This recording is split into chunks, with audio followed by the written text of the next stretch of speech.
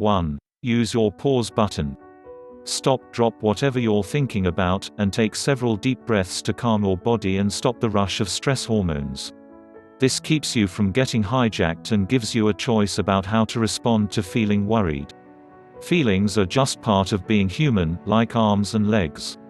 But also like your limbs, you always have a choice about what you do with them. 2. Notice that your worried mood is being triggered by your thoughts. What thought is causing you to feel worried right now? Notice that you're worried about something that may happen in the future. In fact, it probably won't. Our thoughts about the future are never real, we can't know what the future will hold.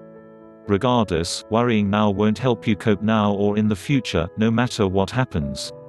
3. Calm your mind by taking charge of your thoughts. Find an antidote to those worrisome thoughts. I agree with Susan Jeffers, author of Feel the Fear and Do It Anyway, that the best antidote to fear is, I can handle it. That's because fear is the feeling that we won't be able to handle something that might happen. But, in fact, you can handle it, no matter what it is. You have enormous internal resources. You can do hard things. You don't want an emergency or a tragedy to happen, but if you have to cope with one, you will handle it, somehow. Anxiety will only make you miserable now and less effective if something undesirable does happen. So use your antidote, I can handle it. If it helps, add others, we're safe. Keep calm and carry on. Whatever works to calm your mind.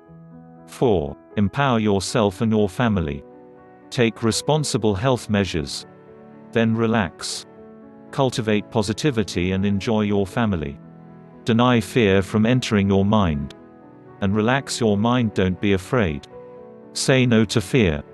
Stay home so you don't bring in the virus. If you need to go out, use gloves and social distance. Wipe down your doorknob and groceries with alcohol. Deny the contagion of fear and entry to your mind. Go on a news fast. Really. If you want to check in with a trusted source every few days, feel free. But you're already washing your hands and staying home. What else do you think the news will tell you? Cultivate positivity. Do something creative. Cook something delicious and feed those you love. Creativity and enjoyment can shift your mood from overwhelmed to happier and more hopeful. Connect with your loved ones, both those you live with and those at a distance. Research shows that connection is an effective antidote to stress, both in its effect on our mood and our physical well-being. Extend grace. Being cooped up, especially with children, can get on your nerves, so be sure to use strategies to give everyone some periods of peace and quiet. Most important, give yourself and everyone around you some extra grace. This is not life as usual. This is a hard, unusual time, and we all have to help each other through it. Consciously choose love instead of fear. The contagion of fear contracts our hearts. So consciously opening our hearts is an antidote to fear. Every choice, at the core, is between love or fear. Choose love. Call your family and friends to spread love and compassion. Set up group video calls for a virtual brunch to catch up.